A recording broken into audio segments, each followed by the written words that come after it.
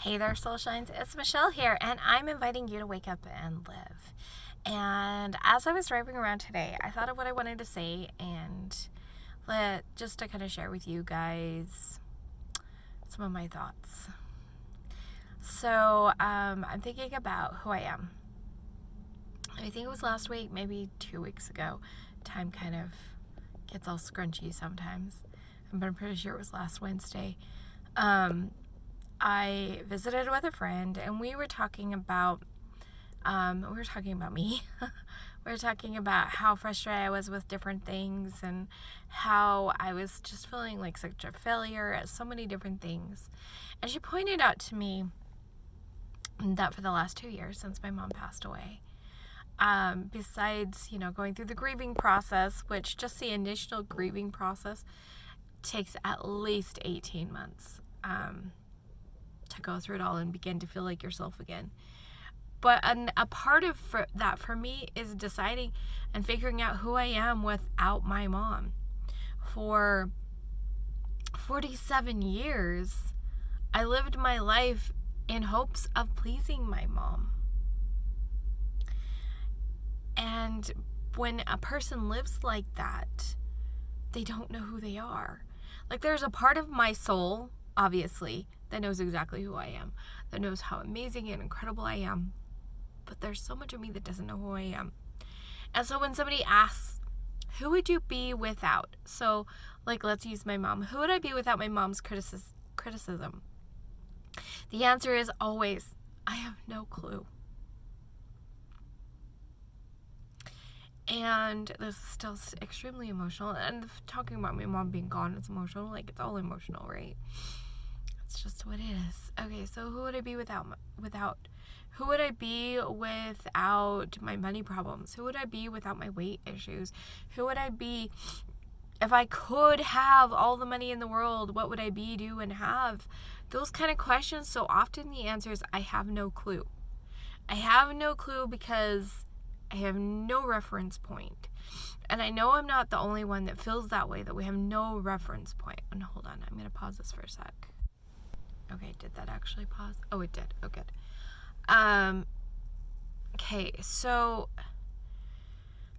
the problem is that in our soul, we actually know who we are. And we have all these blockages so that we can't remember who we are. We can't even recognize who we are. There are times that I go somewhere and I'm doing something, like when I'm dancing, I feel like I'm me when I'm dancing. And I'm just got this freedom and this flow. And there's no thinking about what somebody else thinks of me. I'm just in the zone. And I have a few things that I do like that. And I have a few times like that. But when I'm in this space, I don't even know who I am without. I can't even remember those times because of these blockages. And so, I'm going to share a little something that seems off topic, but it's actually on topic. I was in a parking lot, and I see there's this little tiny trailer that, you could probably sleep one person in it. It's so stinking tiny. I don't even honestly know how a person sleeps in it. That's how small it is, but it's designed to be slept in. And then they've got all of their stuff out, and there's these two people arguing there. And I'm like, do they both live there in that little tiny trailer? I don't know. But it's all, it's cramped, and it's almost homeless. I mean, kind of is homeless, but they're living in this little trailer thing. I don't know their situation or anything like that. But it reminds me, my friend talked about, it's been a while, so I'm not quite sure if I can, share the concept completely. You can tell a person's wealth mindset by the space around them. Obviously, those people were living in such tiny, they were spilling out. They couldn't even fit themselves into that space. And they're homeless. They don't have a home. They have the poorest of poorest mindsets. Their circumstances reflect that. And then we get apartments, and for the most part, you've got like people on top of them. They don't have yard space. And a lot of times this is kind of a poorer mindset that are people living in apartments. And that's not true for everywhere, because sometimes that's your culture. But the size of your apartment can really say something different. And so if you're living in a tiny apartment, like when I was married, we lived in a 2-bedroom apartment, and we were squishing 6 or 7 of us. By the time we moved out, there were 7 of us in that tiny little place. And when we moved out, we moved into his parents' basement. I mean, like, talk about, we were in a poverty mindset for sure. And so then as you start to get a little bit more like a higher mental space or a mindset, energy space for money, people buy houses and they have yards. The more you have, the bigger you can buy. And I'm going to address this. A lot of really wealthy people, not a lot of really, I don't know a lot of, but I know there are some people who have money who choose to live in tiny homes. But this still kind of applies to them, okay? Like, they're choosing to live in a tiny home. That's not saying that the size of their home is not actually saying anything, because the difference is you can find a tiny home where they're squishing into little tiny trailer home kind of thing, and you just got tiny home on top of tiny home on top of tiny home. That's going to be more along the lines of an energy of an apartment living.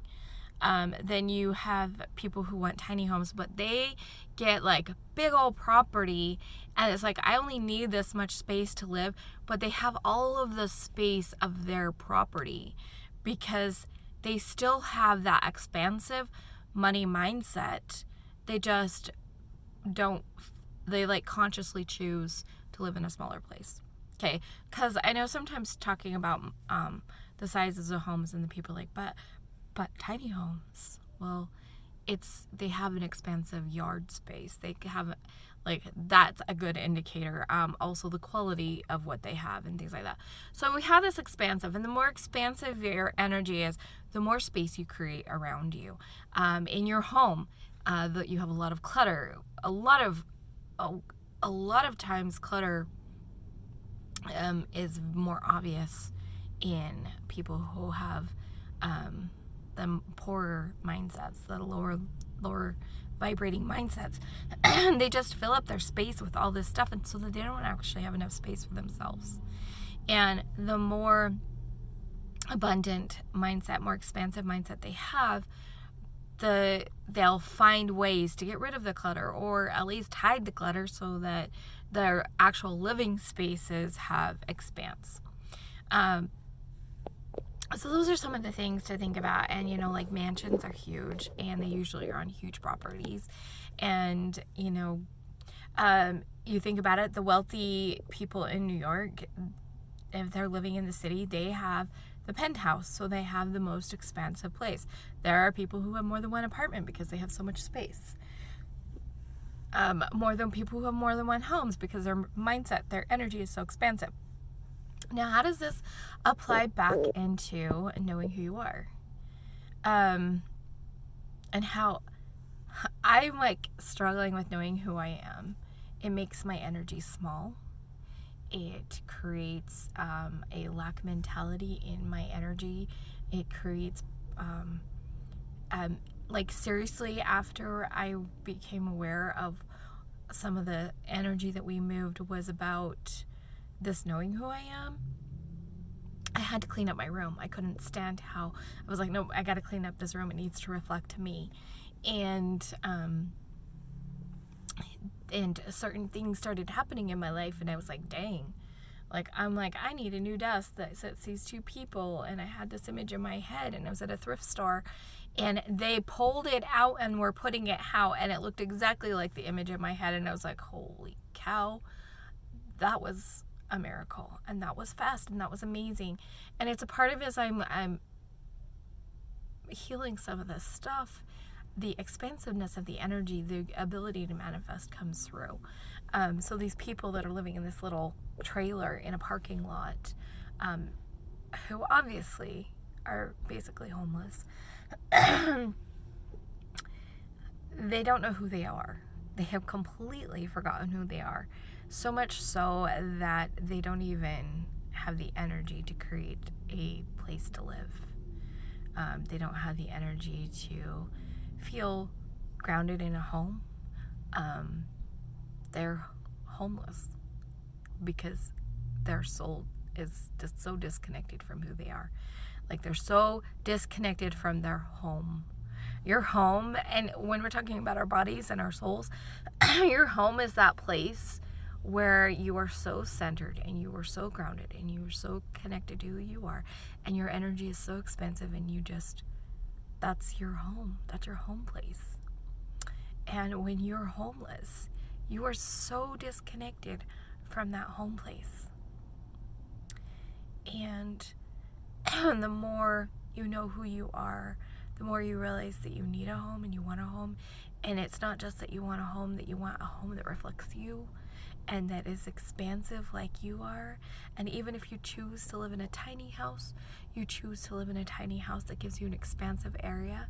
Like, my son wants to live in a cabin, and I think it would be awesome to go live in a cabin, as long as, like, and I don't even need it to be big, just big enough for everything, as long as I have all of that space around me where I can walk out, where I'm miles from my neighbors and things like that. That's, to me, I'm like, if I'm going to live in a little cabin, that's what I want.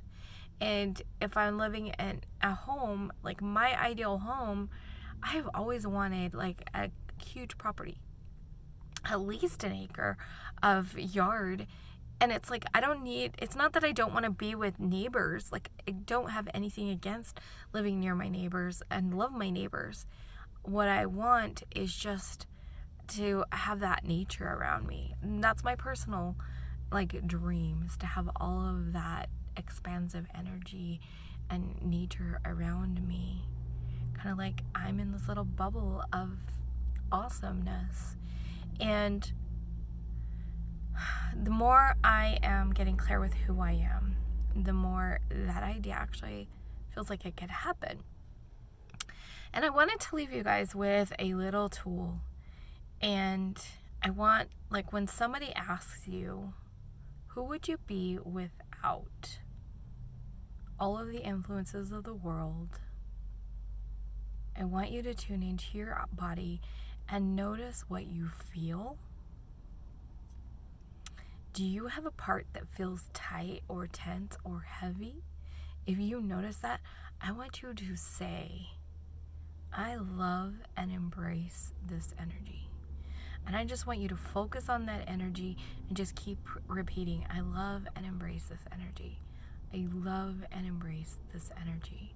And just really even imagine like this beautiful light coming in.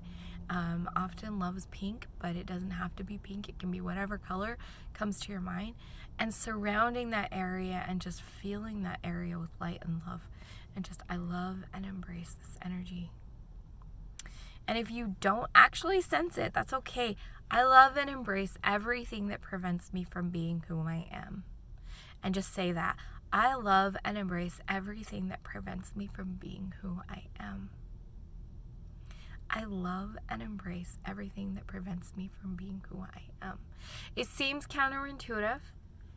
It kind of works along the lines of Ho'oponopono. When you love an energy and you embrace it, it goes against the concept of what you resist persists. The more you resist that negative energy in you, the bigger it gets. If you embrace that negative energy, it feels heard, it feels acknowledged, and then it just dissipates because all it wanted to do was be acknowledged. And so just notice what you're feeling in your body. Notice what you feel around your body. Notice just like, do you get agitated? Like, you're like, ooh, I love and embrace this agitation. I love and embrace this not knowing. Just spend some time with those until when somebody asks you, who would you be without all the influences of the world? you can get kind of a sense of peace and maybe even a word or thought or an image that comes to mind. And you can know that's who you are, because that's your home place, and you remember your home place. Because as you love and embrace, you're loving and embracing all those layers of stuff that are preventing you from remembering your home place. And so that is my message for you guys today. I love you guys so much. Like, seriously. I want every person I know to remember who they are. Just like I want to totally remember who I am. And the more I see people like in their home place, inside of their soul, it's so magical and it's so beautiful. And the more I want it for myself and for everybody. So with that, remember everybody to let your light, your home light shine so big, bright, live, and beautiful. I'll see you guys next time.